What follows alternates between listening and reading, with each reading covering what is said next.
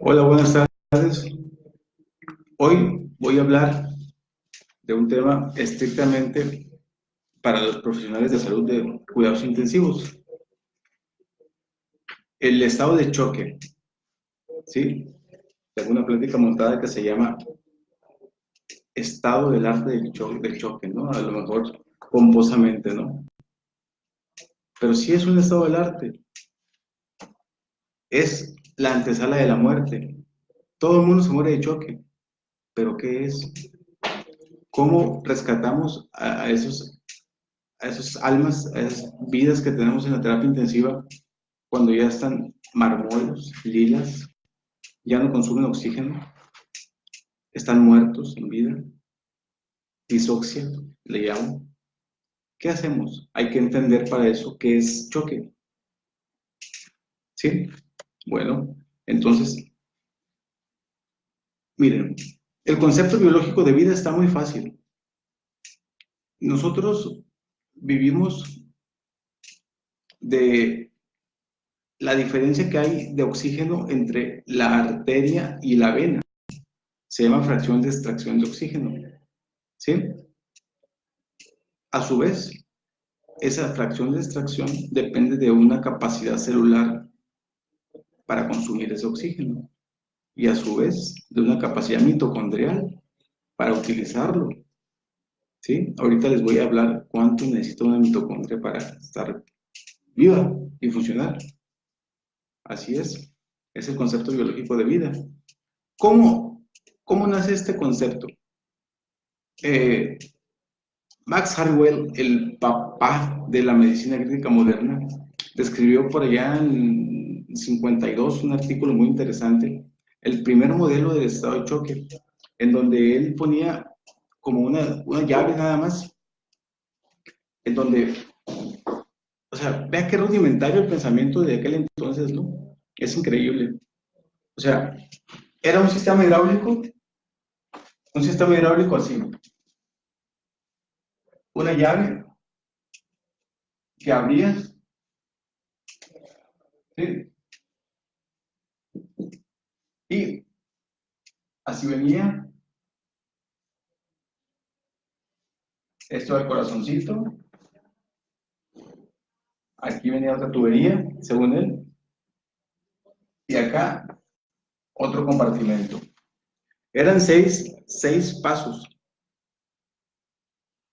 Los enumeró de esta forma: el volumen sanguíneo, el volumen efectivo sanguíneo, el volumen intravascular, el flujo coronario, la contracción miocárdica, el retorno venoso y el gasto cardíaco. ¿Sí? Aquí estaba el flujo coronario, el, la fuerza miocárdica y el retorno venoso. Y todo lo demás era volumen efectivo, circulante y ya. Y las resistencias vasculares. Ah, pues que a todo dar, decían.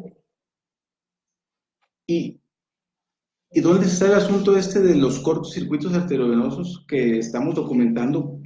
¿Por qué tanta diferencia entre la saturación arterial y la venosa? Y al morir hay tan poquita diferencia. ¿Por qué una gasometría venosa satura el 95% cuando ya se va a morir el paciente, cuando está en disoxia? Cortocircuitos arteriovenosos altísimos. Se puso a estudiar el viejo, incansable, y creó un modelo en 2005 casi surrealista, ¿sí?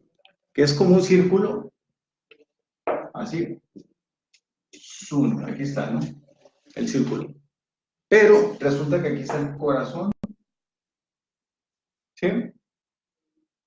Aquí el compartimento llamado capacitancia venosa, importante. Acá los capilares que intercambian oxígeno, poscarga y resistencias venosas, ¿sí? Resistencia venosa, poscarga y capilares que intercambian oxígeno. Esto son los cortocircuitos arteriovenosos. O sea, el volumen sistólico que no pasa por los alveolos, que no se oxigenan. Y no conforme con eso, dijo, además en el corazón hay ritmo y frecuencia cardíaca. Precarga, que es la cantidad de sangre que regresa a la parte derecha del corazón. La parte derecha del corazón maneja volumen, la parte izquierda maneja presiones. Y poscarga. Acá, poscarga. Sí, que es la obstrucción del flujo de salida del ventrículo izquierdo.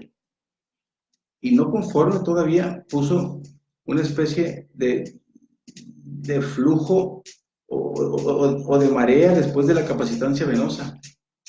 Ayúdenme a traducirlo. Es mainstream patensia. Se lo voy a escribir. Mainstream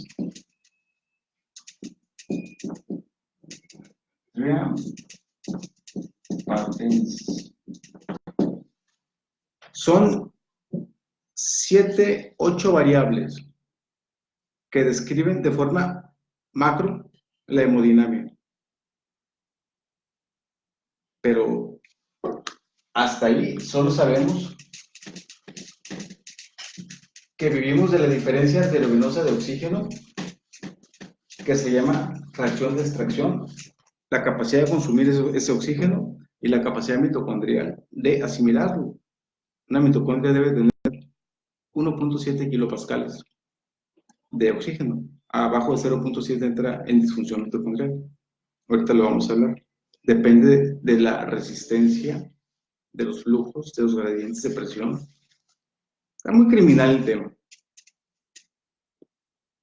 Voy a poner un poco romanticón.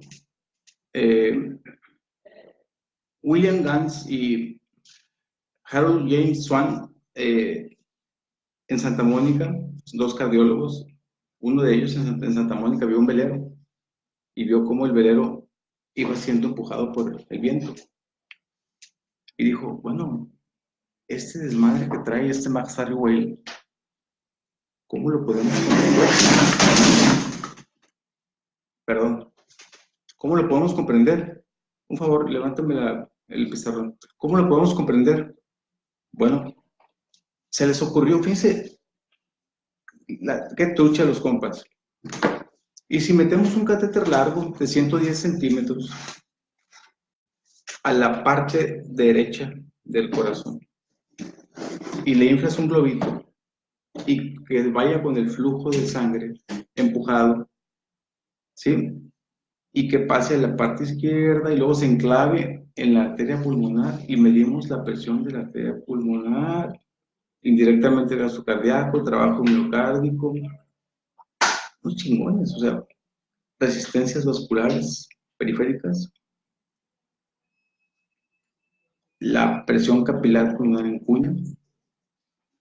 Ya hay métodos como calorimetría indirecta que dejaron abajo el Swan-Ganz, yo creo que fue mal comprendido.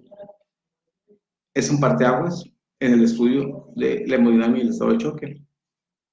¿Sí? A mí me gustaba mucho utilizarlo en la residencia. Tiene sus indicaciones, creo que debe estar vigente. ¿Sí? Entonces, ¿qué es choque? Hipoperfusión tisular. O sea, no hay adecuado flujo sanguíneo, adecuada distribución de flujo sanguíneo en los tejidos. Eso condiciona aumento de la extracción de oxígeno, o sea, se hace más largo el gradiente entre la saturación arterial y la venosa, aumenta la fracción de extracción, eso es isquemia, eso se da en el cerebro, en el corazón, en cualquier lugar, ¿sí? Y eso echa a andar la vía de Erlenmeyer, que genera lactato. Y lactato es el principal biomarcador de choque. Si se mantiene arriba de 4 por más de 24 horas, siempre y cuando no sea por alteración en la depuración hepato-renal, la mortalidad sea 80%. Esto lo dijo en Circulation en el 70, el papacito Max Hardwell, pesadísimo. Miren, hasta ahorita, macro, hemodinamia macro. No estamos hablando del concepto metabólico de choque, que es un concepto metabólico. hay una cosa que yo le llamo el paréntesis trágico. Aquí es cuando la gente empieza a morir. De la inestabilidad hemodinámica a la disoxia. ¿Qué es inestabilidad hemodinámica? Cualquier variable hemodinámica fuera de rango. Frecuencia cardíaca, precarga, poscarga, etc. Y hay una gráfica muy interesante que diseñó ¿cómo se llamaba? Chibutani, Chibutani, en el 82, en cirugía de corazón abierto y con perritos, ¿sí? En donde comparó el consumo de oxígeno con el aporte de oxígeno que le estamos dando, porque dijeron, bueno, no consume, hay que darle más oxígeno. ¿Cómo se da? Con gasto cardíaco, con transfusiones y eso. No era así. La gráfica va más o menos así. Miren. A ver si no se me cae el pizarrón otra vez. Aquí abajo va aporte de oxígeno. ¿Sí? Acá, consumo de oxígeno. ¿Sí? Entonces, resulta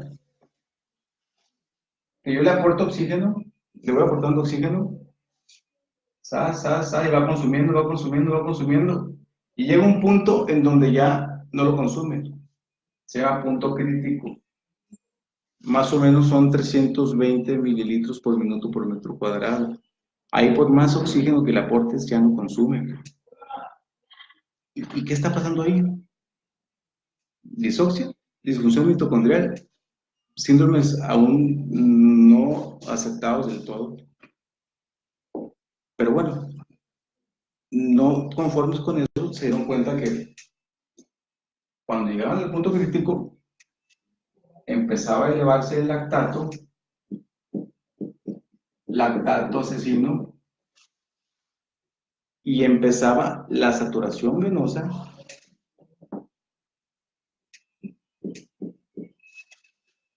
a subir. ¿Qué significa eso? O sea, está bien, saturación venosa es un subrogado de gasto cardíaco, pero cuando sube tanto, ya la extracción baja muchísimo. Hay que hacer coche, pero no tan trompudo. O sea, una saturación venosa central del 95%, con una arterial de 100, el 5% de fracción de extracción. ¿Sí? Entonces, lo que empieza con una frecuencia cardíaca, con una taquicardia, que condiciona después un ritmo irregular, baja de gasto cardíaco, mala distribución del flujo, y toda una cascada de eso que les dibujé de los esquemas de Max-Rewell, inestabilidad hemodinámica, llega finalmente a la disoxia, que pasa por una serie de pasos. Y este esquema es fundamental, porque el organismo no es nada más aportarle oxígeno y sangre y gasto cardíaco.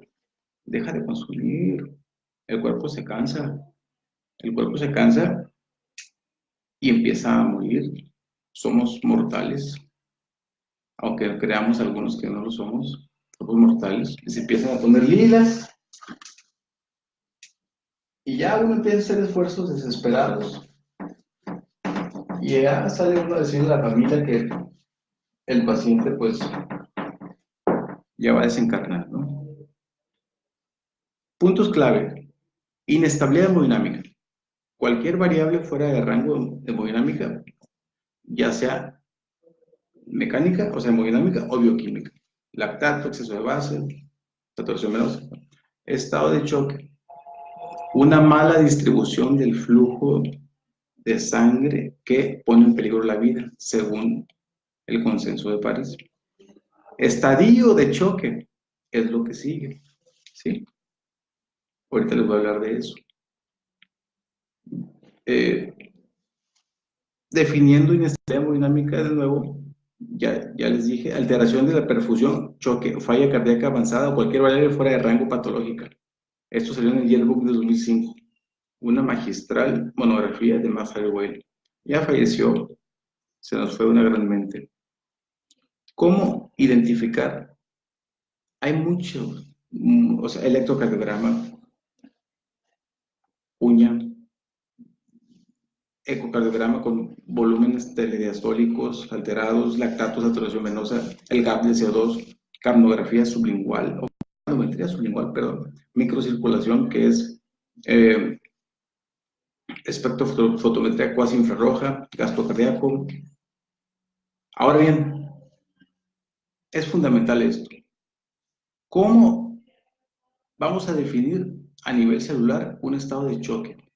Porque ya me aventé el rollo, que el gasto cardíaco, que la precarga y la poscarga, el ritmo, los cortocircuitos, y que más al güey se la fumó bien verde, y que el paréntesis trágico, y que esa gráfica de Shibutani con perritos y pacientes operados de corazón, que no se pudo reproducir por calorimetría indirecta. O sea que con calorimetría indirecta realmente se puede identificar bien de forma objetiva esas variables, porque no sabemos usar el Songans. Nos sobrepasa. Va a renacer, estoy seguro. ¿Sí? Bueno, eh, miren, ¿qué es un estado de choque a nivel celular? Vean qué interesante. Y todo el rollo está en subir y bajar la presión, abrir y cerrar las arterias. ¿Sí? Haz de cuenta que tenemos el capilar. Nosotros sabemos que es un capilar, ¿no? Una arteria. Ese capilar, digamos, tiene 13 kilopascales de presión arterial de oxígeno. Atiende ahí, por favor, ¿no? Sí, 13 kilopascales de presión de oxígeno. ¿Sí? Y el otro extremo, 5.3, se me ocurre. 5.3. ¿Sí? ¿Qué sigue? ¿Qué hay adentro? Está el espacio intracelular. El espacio intracelular como tal, no me importa un carajo, me importa la mitocondria, que tiene que tener 0.7 a 1.3 kilopascales de oxígeno, porque abajo de 0.7 entra en disfunción mitocondrial. Entonces aquí voy a dibujar, según yo, una mitocondria, 0.7 a 1.3 kilopascales. ¿Cómo mantengo esto? ¿Por qué estos dos extremos? Porque resulta que aquí hay vasoconstricción, ¿sí? O sea, la difusión la circulación es lenta, y aquí hay vasodilatación, o sea, la circulación es rápida y el gradiente de presión es bajo. ¿Qué hay que hacer entonces para que el paciente tenga un adecuado concentración mitocondrial? ¿Llevarlos a hiperdinamia o hipodinamia? O sea, ¿subirles la presión o vasodilatarlos? ¿Qué se les ocurre? Miren, es claro que debe ser una rápida difusión, o sea, una distancia corta con un alto gradiente, ¿sí? Un alto gradiente de presión, vasoconstricción. Alto gradiente de presión, ¿sí? O sea, vasoconstricción. Aquí, bajo gradiente, vasodilatación. Ojo, la hiperoxemia también intoxica, arriba de 260 milímetros de mercurio en la gasometría arterial.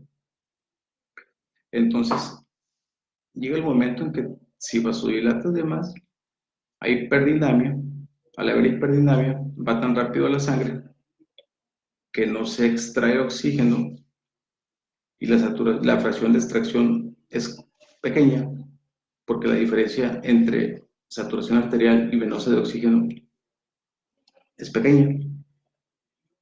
En cambio, si estás vasoconstreñido, el gradiente es alto, ¿sí? Va más lenta la sangre. Al ir más lenta, se extrae oxígeno, aumenta la diferencia entre saturación arterial y venosa de oxígeno y aumenta la fracción de extracción, al mismo tiempo que aumenta el gradiente de presión, entra más oxígeno en la mitocondria y se mantiene ese 1.3 kilopascal de oxígeno intramitocondrial. ¿Sí? Eso es lo que tenemos que hacer, pero se escucha muy fácil. No es nada más subir y bajar la presión, meter y sacar agua. Hay muchos mecanismos complejos, o sea, la cadena respiratoria, la beta-oxidación, ciclo de Krebs. El síndrome de difusión mitocondrial como tal, ahorita les voy a enseñar, o les voy a dibujar una gráfica publicada en el 95, que es lo más fumado que yo he encontrado, del acta escandinava en anestesiología, en donde Sigurd Anderson se pasó de lanza. O sea, ahí sí se fue hasta el fondo y describió todos los mecanismos que debemos tener en mente para salvar un tejido, una vida, que no se nos pongan líderes los pacientes. ¿Sí? Bueno, voy a seguirle. Esto es el estado de choque desde el punto de vista celular. ¿Sale? Ahora, sencillito. ¿Cómo saber si está en choque o no está en choque? Como decía el maestro Chilango. El consenso de París sigue vigente. Una gasometría venosa central, porque el diagnóstico es bioquímico.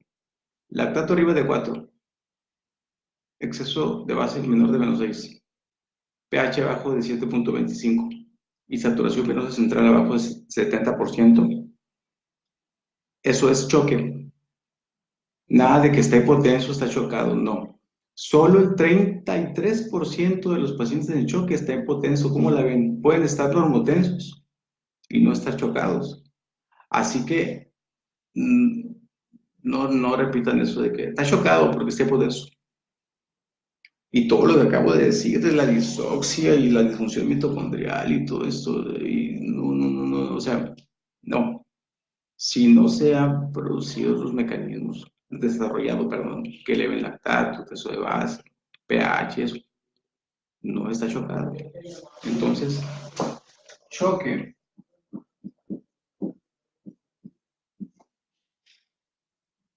lactato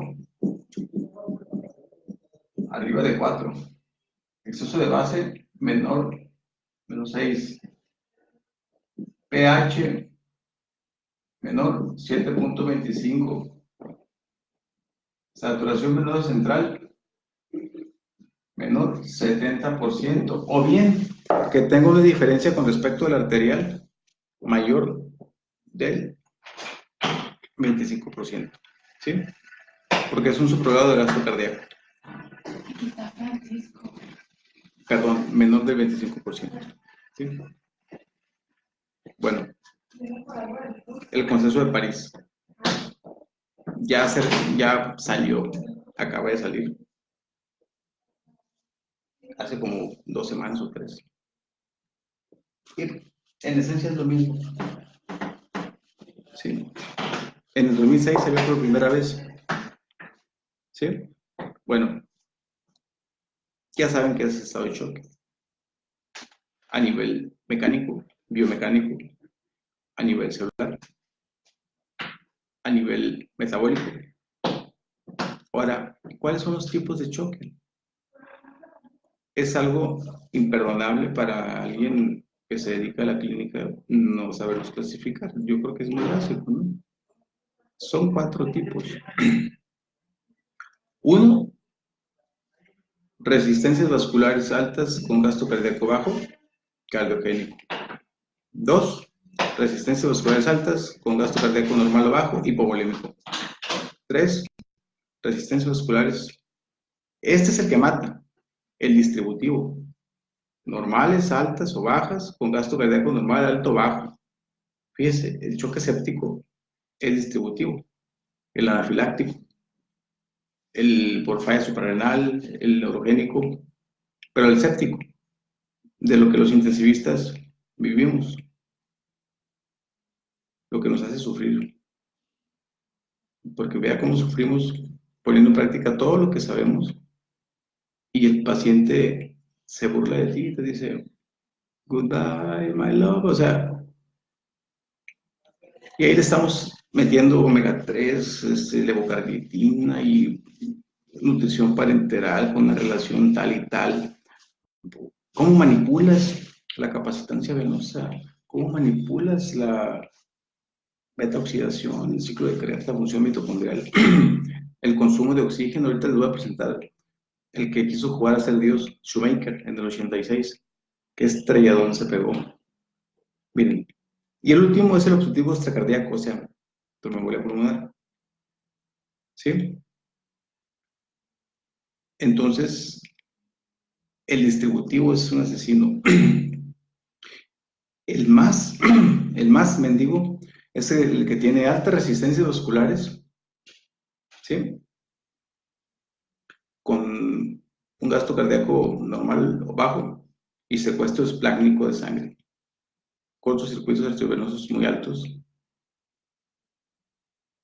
Ese es un asesino, es un sicario, ¿sí? ¿Cómo se maneja? No, pues si yo supiera realmente las claves de cómo se maneja, estuviera en Estocolmo recibiendo el premio Nobel de Medicina. Pero voy a hacer unas sugerencias al final, ¿sí? Bueno, ya saben los tipos de choque, son 4. Estadios de choque. ¿Qué es eso? Es la estratificación metabólica y hemodinámica, o sea, el perfil metabólico y hemodinámico de un choque, del estado de choque. Y es un trabajo publicado por mi maestro, Marco Antonio León Gutiérrez, en donde lo clasificó como compensado hiperdinámico e hipodinámico y utilizó índice cardíaco, preparación de extracción de oxígeno, cortos circuitos arteriovenosos y resistencias vasculares sistémicas. Tuvo que hacer Swan-Ganz, ¿sí? Entonces, me voy a parar. Estadios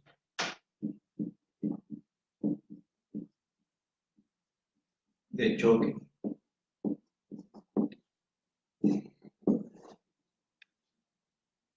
Compensado, que suena raro, ¿no? Está chocado, pero está compensado, ¿no? Se está muriendo, pero está compensado. Hiperdinámico. O sea, ¿cómo está el nivel celular? ¿Cómo está el gradiente y la velocidad de flujo? El gradiente está bajo, la velocidad de flujo está rápida, la fracción de extracción está baja. Hipodinámico.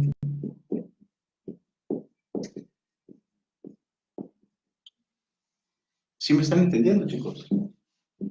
Porque estoy hablando en español, no en sánscrito. Bueno, índice cardíaco, fracción de extracción de oxígeno, US, UT, es cortocircuitos arteriovenosos y resistencias vasculares sistémicas, con Swan-Ganz. Bueno, en el compensado, índice cardíaco alto, extracción alta, está isquémico el tejido, se está esforzando por extraer. Que consuma, quién sabe, ahorita vamos a llegar a eso. Los cortocircuitos normales, que el paciente crítico es 20% para abajo, una persona como yo sana, que creo que estoy sano, 5% o alto. Y las resistencias altas. ¿Cómo está en el hipertámico? Está fácil. Resistencias bajas, cortocircuitos deben de estar por los cielos, la fracción de extracción baja y el índice cardíaco altísimo. Hipodinámico, pues es por lógica. Bajo gasto cardíaco y todo lo demás alto. Va tan lenta la sangre que se extrae todo el oxígeno, cortocircuitos hasta el, ya saben, y las resistencias altas. Choque cardiogénico, distributivo, o sea, séptico, Y este compensado, pues la verdad, es un comportamiento escéptico, podría ser. ¿Sí? Aquí es donde la cosa se pone más macabrona. Ya conocen los estadios. Ya se escucha muy acá diciendo, el Consenso de París dice que el lactato y eso, pero bueno, ¿qué es disoxia? Niveles de oxígeno tan bajos que la respiración mitocondrial no se sostiene. Tórax 2002 es la publicación. ¿Sí? Entonces, como adelantado a su tiempo, William C. Shoemaker, anestesiólogo de Los Ángeles, creo, que estuvo en el siglo XXI, nos visitó en su tiempo la unidad. Mucha gente se interesó en la unidad del siglo XXI en los 90s.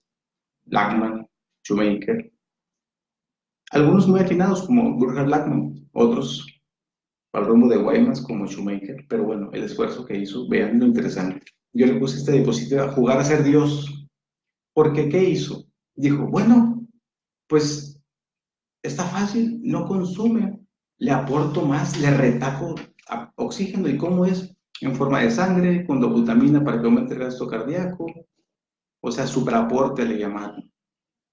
Y sí, fue un estudio prospectivo en pacientes con alto riesgo quirúrgico, ¿sí? Y según él, encontró que los pacientes que tenían, eh, se los voy a resumir sin albur, los pacientes que tenían supraporte fallecían solo el 4% y los que no, 19%. ¿Sí? Chest, 1988. Pues que a todo dar, dijeron, vamos a meterle supraporte a todos.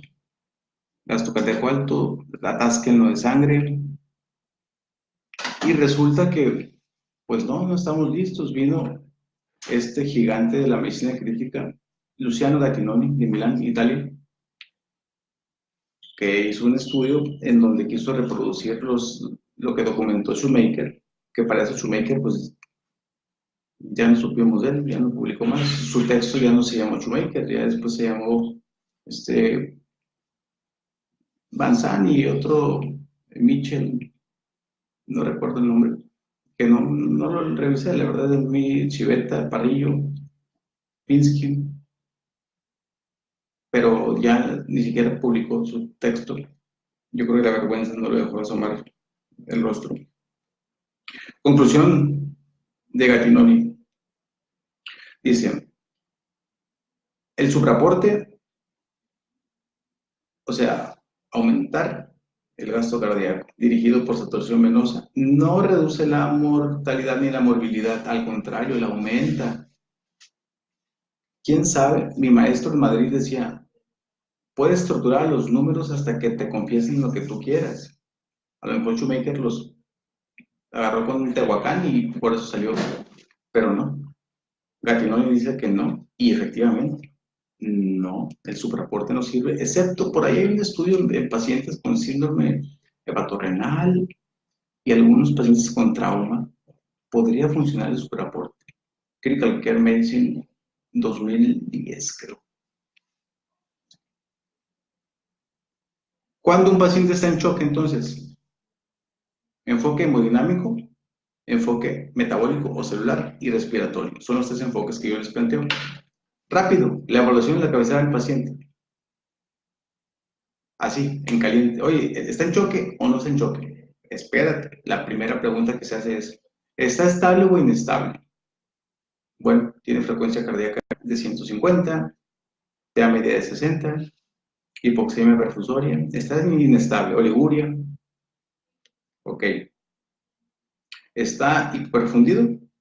Sin oliguria, acrocinosis, ok, así es. ¿Está en choque o no está en choque? Bueno, vámonos al consenso de París. Y se nos llena la boca diciendo lactato, exceso de base, pH y saturación venosa central. Mayor de 4 lactato, exceso de base menor de -6, pH abajo de 7.25 y saturación venosa central abajo de 70%. O bien una fracción de extracción arriba de 25%. ¿Sí? Ya con eso dices, sí, está en choque, está chocado. Y con eso, ¿qué arreglas?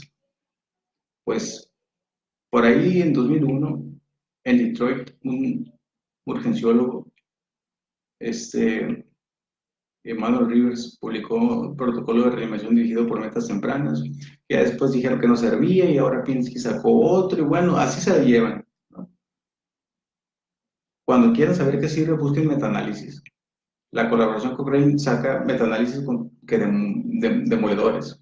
Pero si no, pues hay revisiones sistemáticas y metaanálisis de Critical Care, Current Opinion, Critical Medicine, en donde, bueno, vamos a subir la PVC de media, saturación venosa, siempre y cuando tenga adecuado consumo de oxígeno, hematocrito adecuado, y ya llegamos a la meta.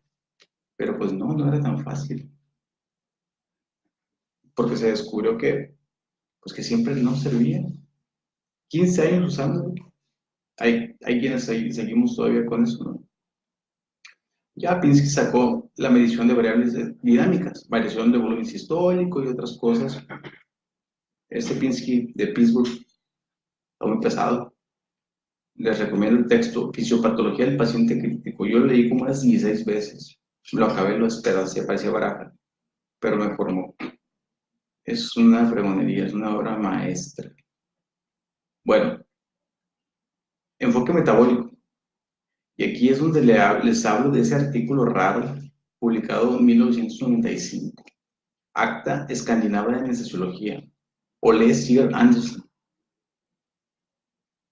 Resulta que él dijo, bueno, a ver, ¿qué es choque? Se lo replanteó.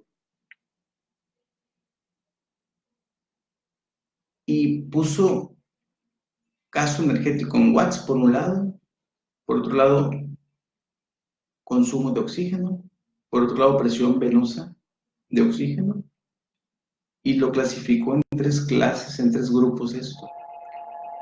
Los que tienen, digamos, inhibición de citocromos, disoxia, no disoxia, un tipo de hipoxia, en donde hay desacoplamiento de la cadena respiratoria, ¿no?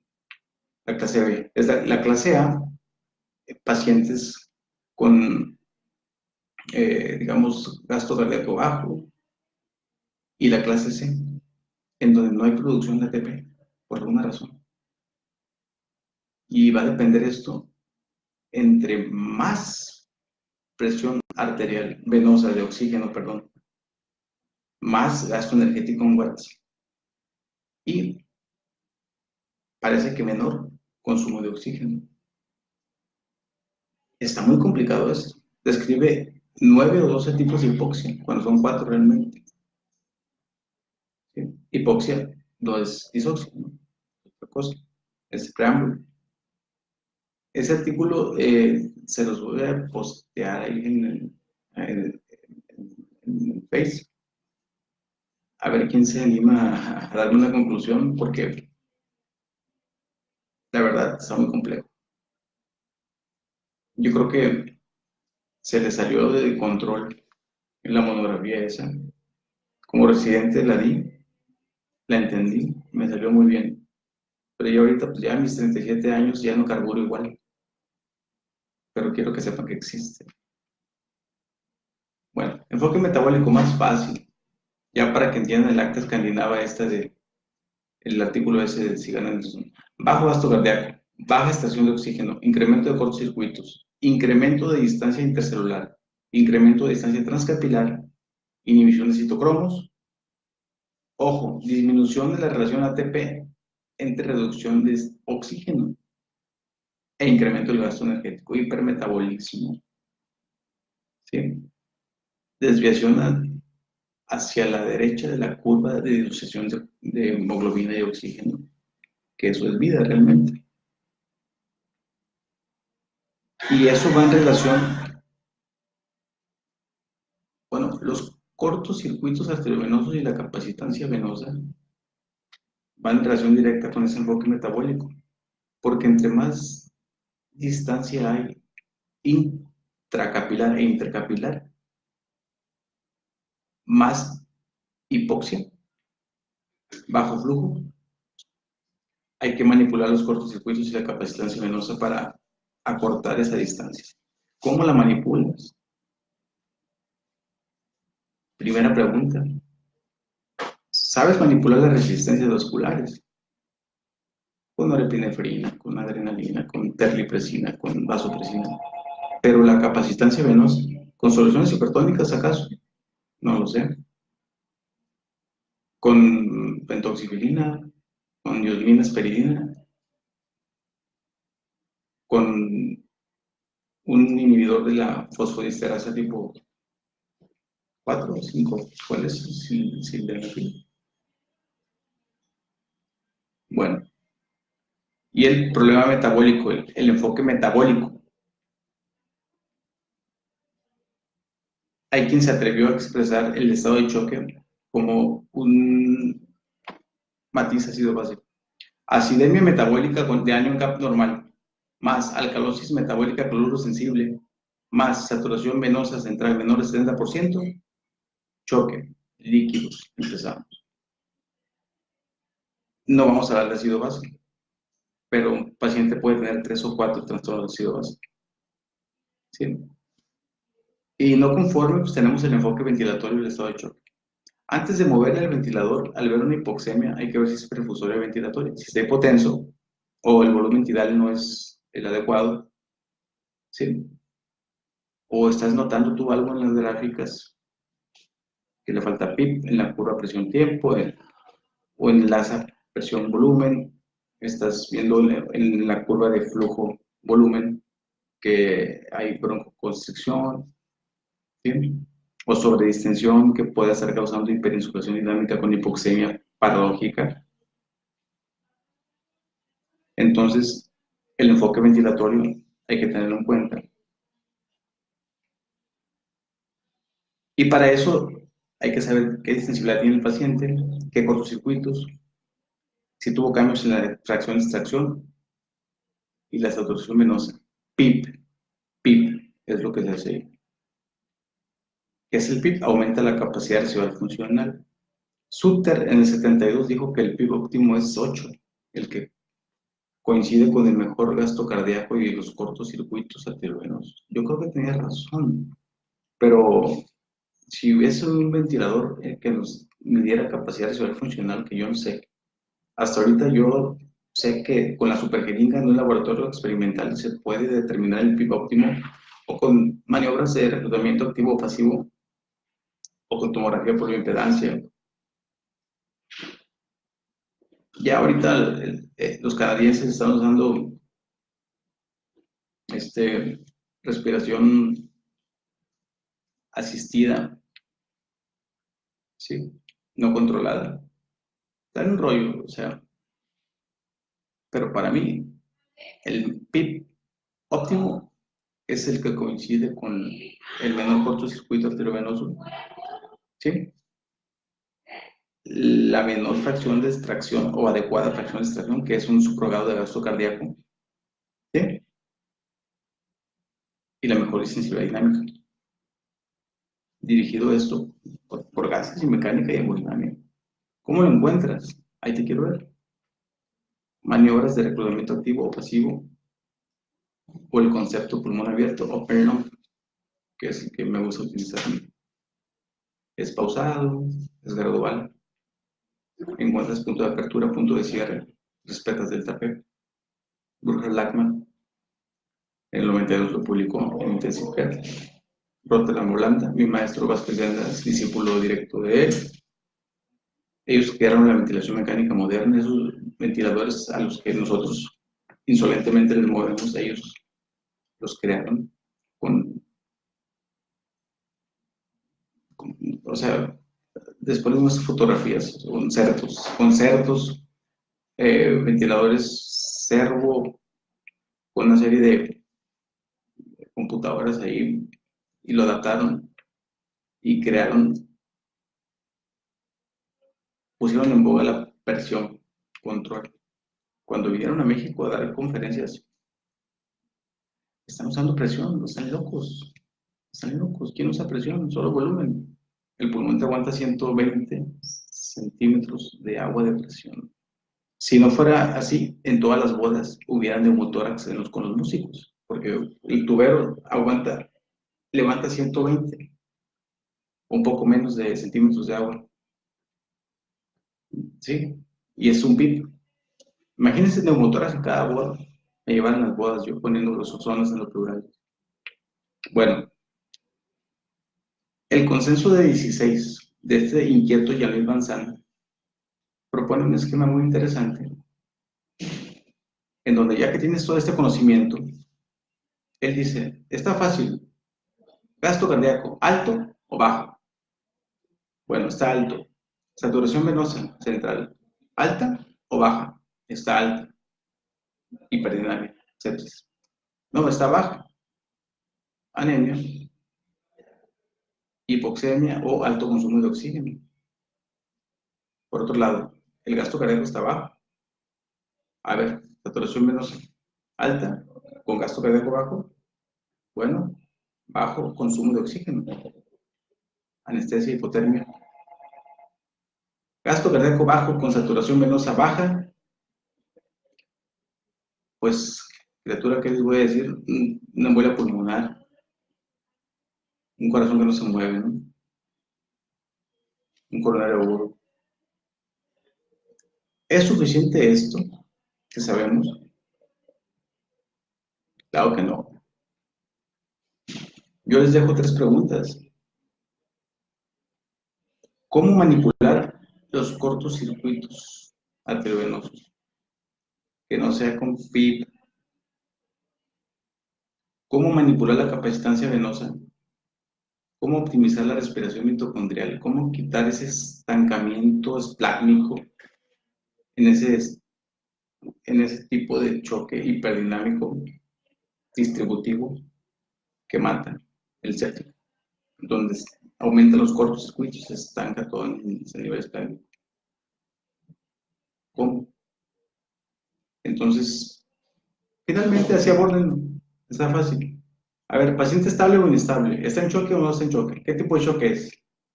¿Qué estadio tiene? O sea, hiperdinamico o hipodinámico. ¿Está en disoxia? Y por último, ¿está vigente el concepto de deuda de oxígeno? Es la gráfica que les puse. Cuando el punto crítico donde ya el paciente no consume oxígeno a pesar de que le aporta, se llaman deuda de oxígeno. Parece que no existe el concepto, algunos dicen que sí. Desde mi punto de vista, no existe. No existe. O sea, ese punto crítico es un mecanismo de defensa para no oxidarse en el organismo. ¿Sí? Y bueno, eso fue a muy grandes rasgos, grandísimos rasgos, lo que es el estado de choque. ¿Sí? Esto, más que para el paciente, va dirigido a los profesionales de la salud, que solo lo único que hice fue dejarles dudas y preguntas sobre cómo vamos a manejar el estado de choque. Es horrible ver cómo el paciente se va poniendo lila, deja de orinar, van subiendo el requerimiento de vasoactivos, el lactato subiendo. Aunque tengas calorimetría indirecta, aunque tengas Swan-Ganz, aunque tengas espectrofotometría cuasi infrarroja, ¿qué hacemos?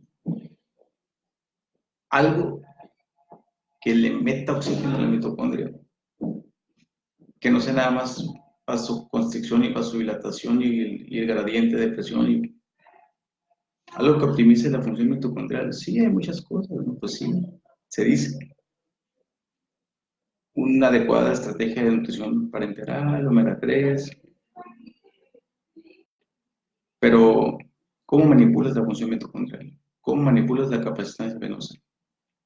¿Cómo manipulas los cortocircuitos? Esas 3 preguntas son clave para regresar de la muerte a un paciente en estado de choque. Y si yo tuviera la respuesta, les digo, estuviera ahorita volando en un KLM a Ámsterdam y de ahí a Estocolmo para recibir el premio Nobel de Medicina. ¿Alguien tiene esas respuestas? Me las manda. ¿Sí? Y bueno, es todo por mi parte. Eh, espero me haya dado a entender un poco. Eh, iré alternando temas para pacientes y temas para profesionales de la salud. Corríjanme, critíquenme, mándenme documentos para que me ponga a estudiar. Bienvenidos. Y espero les haya aportado algo. No me voy a esperar a que me hagan preguntas porque para qué me enredo. Les mando un saludo y muy buenas tardes. Gracias. Hasta luego.